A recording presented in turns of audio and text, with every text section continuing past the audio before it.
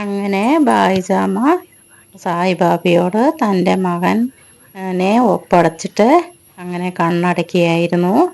അതിന് ശേഷം സായിബാബയായിരുന്നു സാക്ഷിയാവിനെ നോക്കിയിരുന്നത്. പിന്നെ അങ്ങനെ അവർക്ക് ഒരു മാരാരോഗം പിടിപെടുകയും ദാക്ഷിയ ലാസ്റ്റ് ടൈം ജീവൻ വെടിയുന്ന നേരത്ത് അതിൻ്റെ പകരം സായിബാബ തൻ്റെ ജീവൻ കൊടുത്തതായിട്ടാണ് അറിയപ്പെടുന്നത്. അത് ഞാനിനി സച്ചരിതം ആദ്യ അധ്യായം തൊട്ട് അവസാന അധ്യായം വരെ എല്ലാം വായിച്ച് ഓരോരോ അധ്യായമായിട്ട് പറഞ്ഞാൽ മാത്രമേ നിങ്ങൾക്ക് മനസ്സിലാവുള്ളൂ. സച്ചരിതം വായിക്കാത്തവർക്ക് വേണ്ടി മാത്രമാണ് ഈ വീഡിയോ. സച്ചരിതം വായിച്ചവർക്കെല്ലാം അറിയുന്നതായിരിക്കും. അവർക്ക് ഇതൊന്നും പറയേണ്ട ആവശ്യം വരില്ല. അറിയാത്തവർക്ക് വേണ്ടിയാണ്. പിന്നെ ഞാൻ ഒരുപാട് കാര്യങ്ങൾ പറയാറുണ്ട് നിങ്ങളുടെ അടുത്ത്. സായിബാബയുടെ അത്ഭുതങ്ങളൊക്കെ ഞാനൊരു പഴയ വീഡിയോയിൽ ഒരിക്കൽ പറഞ്ഞിട്ടുണ്ടായിരുന്നു. അത് നിങ്ങൾ ആരും ശ്രദ്ധിച്ചിട്ടുണ്ടാവില്ല എന്ന് വിചാരിക്കണു. ഞാൻ ഇപ്പോൾ ഒരിക്കൽ കൂടി ഞാൻ പറയുകയാണ്. അതായത് എൻ്റെ രണ്ടാമത്തെ മോളുടെ പ്രസവത്തിനായിട്ട് ഞങ്ങൾ ചെന്നൈയിലാണ് അവരെ കല്യാണം കഴിച്ചു കൊടുക്കുന്നത്. നമ്മുടെ അനുഭവമാണ് നമ്മൾ ഇതൊക്കെ പറയുന്നത്.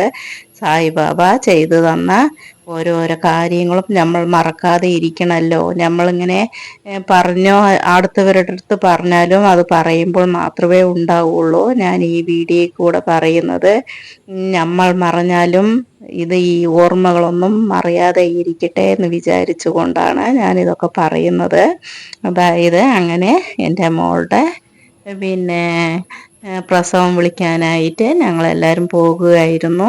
ക്ഷമിക്കണം, ഞാനിതൊരു വീഡിയോയിൽ പറഞ്ഞിട്ടുണ്ടായിരുന്നതാണ്. എങ്കിലും ഞാൻ ഒരിക്കൽ കൂടെ ഓർമ്മപ്പെടുത്തുകയാണ്. അങ്ങനെ പോയി ഞങ്ങൾ 2 ദിവസം മുമ്പായിരുന്നു അവിടെ പോയത്. അങ്ങനെ ഒരു വെള്ളിയാഴ്ച ദിവസമായിരുന്നു പോയത്. ഞായറാഴ്ചയാണ് വിശേഷം. അപ്പോൾ ഞങ്ങൾ അവിടെ പോയി റൂമിലൊക്കെ ഇരുന്ന് ഒക്കെ സ്വന്തക്കാരും ബന്ധുക്കാരൊക്കെ കാണുമ്പോൾ നമ്മൾക്ക് ഒരേ സന്തോഷമല്ലേ. അപ്പോഴെന്താ ചെയ്യുക, നമ്മൾ അവിടെയൊക്കെ ചുറ്റിക്കറങ്ങി സന്തോഷത്തോടെ ഈ നാമജപം എന്ന് പറയില്ലേ, രാവിലെയും വൈകിട്ടും ജപിക്കാറുള്ളതാണെന്ന്. അങ്ങനെ ആ നാമജപം മറന്നു. സത്യം പറയുകയാണെങ്കിൽ ഞാൻ മറന്നുപോയി. ഓരോരോ കാര്യങ്ങളും രാവിലെ എണിച്ചാൽ ചെയ്യേണ്ട കാര്യങ്ങളെല്ലാം ഓർത്തു. എല്ലാം നന്നായി കഴിക്കണം, ചെയ്യണം. ഇതൊക്കെ ഒരുപാട് ദൂരെയാണല്ലോ. നമ്മൾ ഇരിക്കുന്നത് പാലക്കാടാണ്. ചെന്നൈയിലേക്ക് പോയി ഇവിടുത്തെ ആൾക്കാരെയൊക്കെ കൂട്ടിയിട്ട് പോയി സേഫ്റ്റി ആയിട്ട് കൂട്ടിയിട്ട് വരണം, കൂട്ടിയിട്ട് പോകണം. ഇതൊക്കെ ആലോചനയായിരുന്നു. പിന്നെ അങ്ങനെ നാമജപം രാവിലെ എണീച്ച ഉടനെ നമ്മൾ എന്താ ചെയ്യണം, വേഗം ഉള്ളവരെയൊക്കെ പുറപ്പിക്കാനും എണീക്കാനും ഇതൊക്കെയല്ലേ നോക്കുകയുള്ളൂ. നമ്മൾ ഇരുന്ന് നാമം ജപിക്കാൻ നോക്കില്ലല്ലോ. അങ്ങനെ അത് ഒക്കെ കഴിഞ്ഞു. വിശേഷങ്ങളൊക്കെ ചടങ്ങുകളൊക്കെ എല്ലാം കഴിഞ്ഞു. അങ്ങനെ കഴിഞ്ഞു വരുമ്പോൾ ഞങ്ങൾ ഊണൊക്കെ കഴിഞ്ഞ് പുറപ്പെടുകയായിരുന്നു. 2:30-ക്കായിരുന്നു ട്രെയിന്. അപ്പോൾ എല്ലാവരും ട്രെയിന് കയറാറായിട്ട് ഞങ്ങൾ റെയിൽവേ സ്റ്റേഷനിലേക്ക് വന്നു. അതിന് ശേഷം ട്രെയിന് കയറാനായിട്ട് പോകുമ്പോഴാണ് അതിന് മുമ്പ് ഞങ്ങൾ ഈ ബാഗുകളൊക്കെ എല്ലാവരും നിറയെ ബാഗ് ഉണ്ടാവുമല്ലോ. ആ ബാഗുകളൊക്കെ ഈ വണ്ടിയിൽ തള്ളു വണ്ടിയിൽ ആക്കിയിട്ട് അങ്ങനെ പിന്നെ കൊടുത്തയക്കുകയായിരുന്നു. അപ്പോൾ എൻ്റെ ഈ തോളത്തുള്ള ബാഗ്, അതായത് എൻ്റെ തോളയിലുള്ള ബാഗിൽ എൻ്റെ വലിയ മോളുടെ ജ്വൽസും ചെറിയ രണ്ടാമത്തെ മോൾക്കാണ് വിശേഷം. ട്രെയിനിൽ പോകുമ്പോൾ ജ്വൽസൊന്നും ഇടരുത് എന്ന് പറഞ്ഞിട്ട് ആ ജ്വൽസും ഒക്കെ ഊരി എൻ്റെ കയ്യിൽ തന്നിരിക്കുകയായിരുന്നു. ആ തോളത്തുള്ള ബാഗും ചേർത്തിയായിരുന്നു ഞാൻ ഈ വണ്ടിയിൽ വച്ചിരുന്നത്. അങ്ങനെ ഒരു ഓർമ്മയിൽ അങ്ങനെ വെക്കുകയായിരുന്നു. പിന്നെ ഞങ്ങൾ ട്രെയിന് കയറുകയും കുറേ ദൂരമൊക്കെ പോകുകയും ഇതൊക്കെ ചെയ്ത് കഴിഞ്ഞപ്പോഴാണ് എനിക്ക് ഓർമ്മ വന്നത്. തോളത്ത് നോക്കുമ്പോൾ എൻ്റെ ബാഗ് കാണുന്നില്ല. അപ്പോൾ ആ സ്ഥിതി ഒന്ന് വിചാരിച്ചു നോക്കിയാൽ ഇപ്പോഴും പേടി തന്നെയാണ്. എൻ്റെ തോളത്തുള്ള എൻ്റെ 2 മക്കളെയും കല്യാണം കഴിച്ചു കൊടുത്തു. ആ 2 മക്കളുടെയും ജ്വൽസ് ഫുള്ളും കാണുന്നില്ല. ഞങ്ങൾ കൊടുത്ത ജ്വൽസ് മാത്രമല്ല, അവരും ഇട്ടേച്ചിരുന്നതും മരുമോൻ്റെയും എല്ലാ ജ്വൽസും എൻ്റെ ബാഗിലായിരുന്നു. ട്രെയിനിൽ വരുമ്പോൾ ഒന്നും വേണ്ട എന്ന് പറഞ്ഞിട്ട് അത് മുഴുക്കെ കാണാതെ പോയി. അതിന് ശേഷം കാണാതെ പോയി എന്ന് പറയാറായിട്ടില്ല. അതിന് ശേഷം ആ ബാഗ് കാണുന്നില്ല. പിന്നെ ഞാൻ എന്ത് ചെയ്യണമെന്ന് എനിക്കറിയാതെ, എല്ലാവരും പറഞ്ഞാലും എല്ലാവർക്കും അറിഞ്ഞാലും എന്നെ ചീത്ത വിളിക്കും.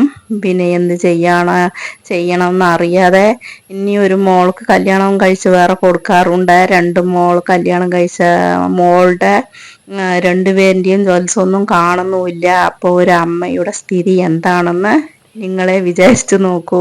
അങ്ങനെയൊക്കെ ആയി.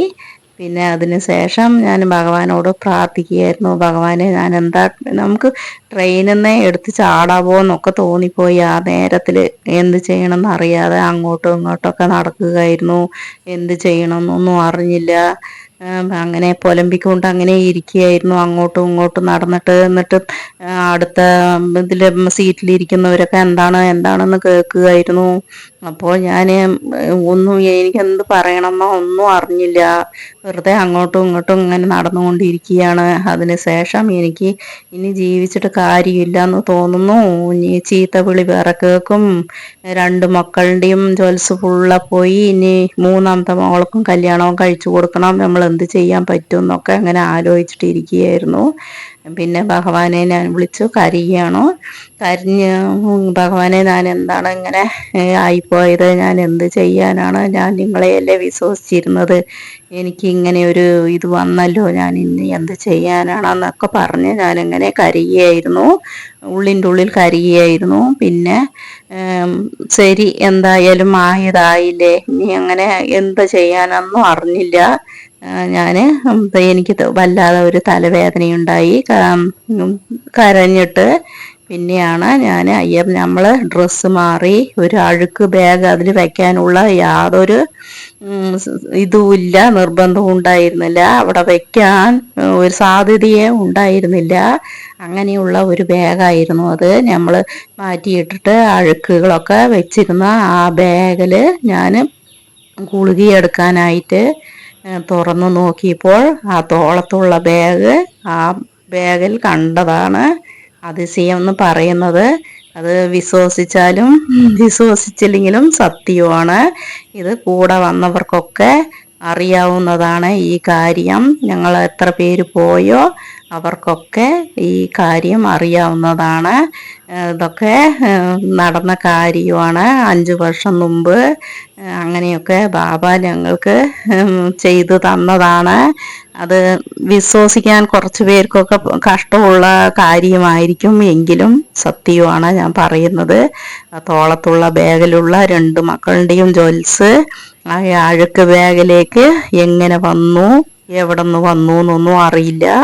എൻ്റെ ഓർമ്മ, റെയിൽവേ സ്റ്റേഷനിൽ നിന്ന് എല്ലാവരും ബാഗ് വയ്ക്കുമ്പോൾ ഞാനും എൻ്റെ വേറെ ബാഗുകളും അതോടെ ചേർത്ത് ഈ ബാഗും വച്ചതായിട്ട് മാത്രമാണ് എനിക്ക് ഓർമ്മയുള്ളത്. ഓം സായിറാം. ഞാൻ പറയുന്നതൊക്കെ അത്രയും സത്യമാണ്. ബാബയെ പ്രാർത്ഥിച്ചുകൊണ്ടും പൂജിച്ചുകൊണ്ടും ഞാൻ നുണ പറയുന്നതായിരിക്കില്ല. നിങ്ങൾ വിശ്വസിച്ചേ പറ്റൂ. ഓം സായിറാം. ഇപ്പോൾ ഈ വീഡിയോ കാണുമ്പോൾ അവരൊക്കെ വിചാരിക്കുന്നുണ്ടാകും, ഓർമ്മയില്ലാത്ത കാര്യങ്ങളാണ് ഇതൊക്കെ, 5 വർഷമൊക്കെ കഴിഞ്ഞു പോയി. അതുകൊണ്ട് ഇപ്പോൾ ഞാൻ ഈ വീഡിയോയിൽ കൂടെ പറയുന്നതൊക്കെ അവർ കാണുന്നവർക്കൊക്കെ ഓർമ്മ വരുന്നതായിരിക്കും. പിന്നെ ഇതേപോലെയാണ് ഓരോരോ കാര്യവും സായിബാബ ചെയ്തു തന്നിട്ടുള്ളത്. അത് പറയുകയാണെങ്കിൽ ഒരുപാട് കാര്യങ്ങളൊക്കെ ഉണ്ട്. എൻ്റെ ഭർത്താവിന് അതേപോലെ 1 വർഷം തന്നെ ആയി ഈ ടൈമിൽ. ഇപ്പോൾ ഈ ജൂലൈ മാസത്തിൽ ഫുള്ളും ആസ്പത്രിയിലായിരുന്നു. പിന്നെ 15 ദിവസത്തോളം ആസ്പത്രിയിൽ കിടക്കുകയും പിന്നെ പഴുപ്പ് കയറി എന്ത് ചെയ്യാനാണെന്നൊന്നും അറിഞ്ഞില്ല. ഇത് നാൾക്ക് നാൾ പഴുപ്പ് കയറിക്കൊണ്ടിരിക്കുകയാണ്. ഡോക്ടറും പറഞ്ഞു പിന്നെ പഴുപ്പ് അപ്പോട്ട് പോയിക്കൊണ്ടിരിക്കുകയാണ് എന്നൊക്കെ പറഞ്ഞു. ഒരുപാട് ഭയമായിരുന്നു. അങ്ങനെ ഇരിക്കുമ്പോൾ ഇനി എങ്ങനെയാണ് പൂജ കഴിക്കുന്നത് എല്ലാവരും പറയാറ് തുടങ്ങി.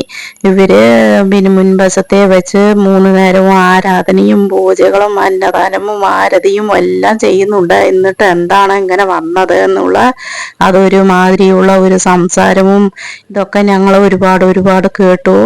അങ്ങനെ ഇരിക്കുമ്പോൾ ഭഗവാനോട് ഞങ്ങൾ ചോദിക്കുകയായിരുന്നു, ഭഗവാനെ ഇങ്ങനെ ആയിപ്പോയി, ഇനി ഇപ്പം ചിലവർ പറയുന്നു കാല് പിന്നെ ഒരുപാട് പഴുപ്പ് കയറി പറഞ്ഞാൽ ഓപ്പറേഷൻ ചെയ്യണം എന്നൊക്കെ പറയുന്നുണ്ടായിരുന്നു. അതെല്ലാം കേട്ട് ഞങ്ങൾ ഒരുപാട് പേടിയോടെ കൂടിയായിരുന്നു അങ്ങനെ ഇരുന്നിരുന്നത്. പിന്നെ കുറേ ദിവസമൊക്കെ അങ്ങനെ കഴിഞ്ഞു. പിന്നെ വീണ്ടും പോയി വേറെ ഹോസ്പിറ്റലിൽ പിന്നെയും അഡ്മിറ്റായി. അങ്ങനെ 2 ആസ്പത്രിയോളം നോക്കി. പിന്നെ ഇപ്പോഴൊക്കെ ശരിയായി. ഓം സായിറാം.